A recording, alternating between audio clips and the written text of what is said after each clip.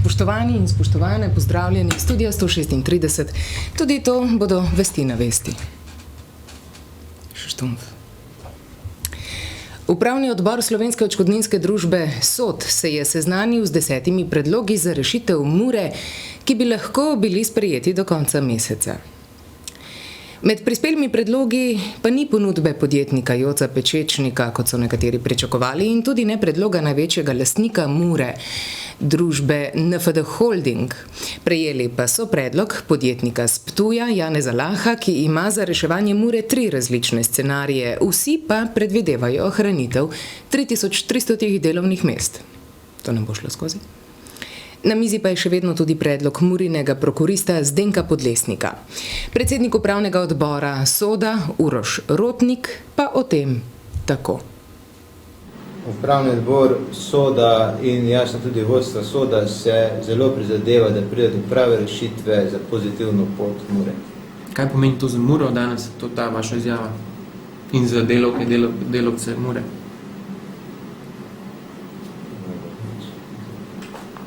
Mislim, da je izjava za danes zaključena. A to mogoče še eno vprašanje? Vodstvo SOD-a in Mure. SOD in Mura. SOD po Muri plava. Nič več barčica, še sodi. Torej, vodstvo SOD-a in Mure naj bi se do konca meseca uskladila z novim vlagateljem. Po neuradnih podatkih naj bi bilo v poslovnem delu v zgodbo vključeno podjetje Oktober, ki sta ga ustanovila Valter Kobal in Uroš Balantič. Polovični lastniški delež pa lani prodala Josephu Rajnu, lastniku največje slovenske modne agencije Bronz. Prestižna slovenska blagovna znamka Oktober je bila ustanovljena leta 2003.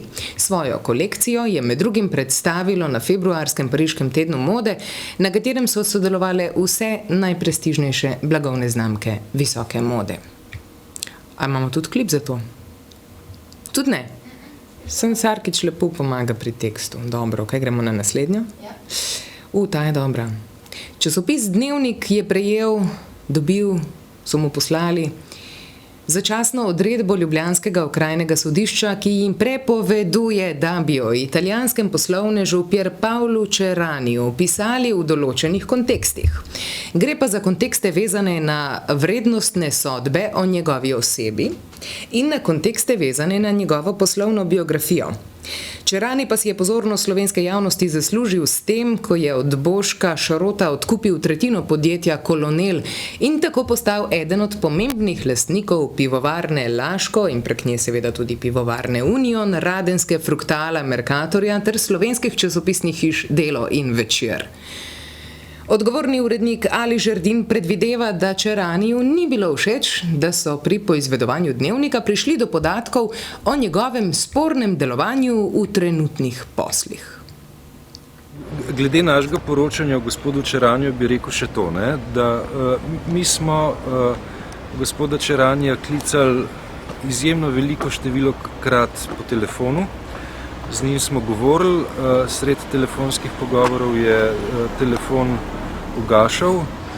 Bili smo zmenjeni z njim za intervju, ki je bil nekega dne dogovorjen ob 9. uri, je bil potem prestavljen na 11. uro in ob 11. uri odpovedan. Tako smo mi veliko naporov vložili v to, da bi gospod Cerani za nas govoril in da bi lahko čisto v tem osebnem pogovoru preverili določene podatke, ki jih imamo, in da on na te podatke, na naše vprašanje odgovori. Ker to ni bilo možno narediti. Si pripravljena ti? Jaz sem pripravljena. Si pripravljena ti? Na odredbo sodišča se je uredništvo Dnevnika že pritožilo. Prepričani so, da imajo dovolj močne argumente in da bo sodišče v zadevi razpravljalo v kratkem.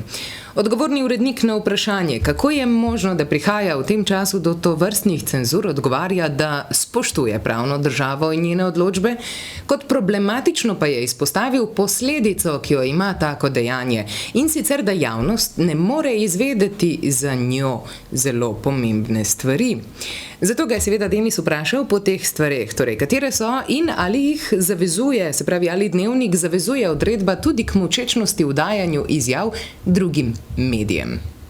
Ne, zato ker se prepoved nanaša na Dnevnik, na časopisno hišo Dnevnik, se pravi na časopis, ki ga urejam, ne nanaša pa se na medij vest.si.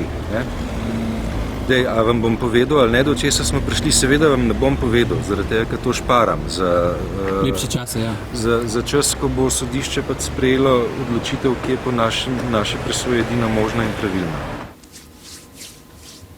Sem najbrž je tole čisto odveč, ne, komentirati. Vse je jasno, da bo Dnevnik novico, na kateri je delal in zbiral podatke tedne, objavil seveda na svojih straneh in bojo počakali na odločbo sodišča, da prekliče tole, ne, odločbo. Ampak ali ne govori potem v naslednjem stavku, da vam je hudo, ker zato slovenska javnost ne more izvedeti, ne? Ipak smo mešetarji, ne, tudi novinarji. Naslednja novica pa o dosežku letališča Jožeta Pučnika, ki je v svojih nedarjih sprejel našega zlatega metalca kladiva Primoža Kozmusa, ki je ta teden v Berlinu osvojil prvo slovensko zlato na svetovnih prvenstvih v atletiki. Dočakal ga je tudi minister za šolstvo in šport Igor Lukšič, ki mu je podaril določeno vsoto sredstev za njegov uspeh. Atletska zveza Slovenije pa mu je javno pred vsemi podelila ček v vrednosti 10 tisočakov. Njegovemu trenerju Vladimirju Kevu pa so dali za polovico manjšega. In kako izgleda medalja Kozmusa? Stand up for the champions, stand up.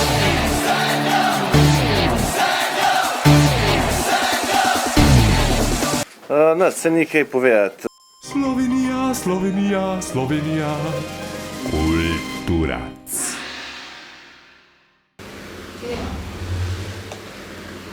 A to tudi moti?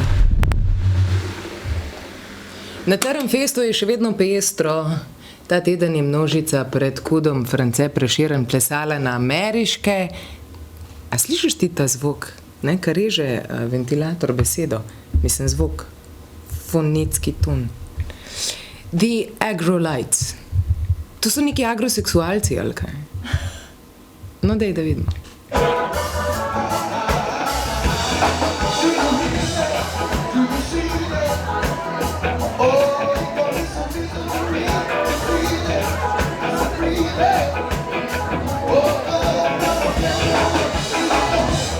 Luka Lukićev pa je minuli vikend divjal po Ljubečni pri Celju, kjer se je odvijal prvi Paranoid Open Air festival metal glasbe. In poglejmo, kaj je uspel posneti, ne?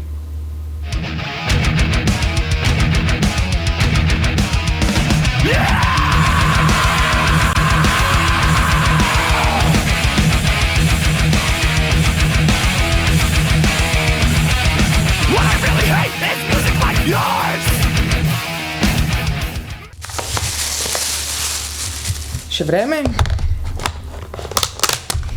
Idealno za koruzo, ne? V Ljubljanski kotlini je že zrela, v Prevojah še ne, tam sem zadnjič bila pri prijatelju, sem ga vprašala, če gremo malo robutati, pa je rekel, bi bilo škoda, ker še ni.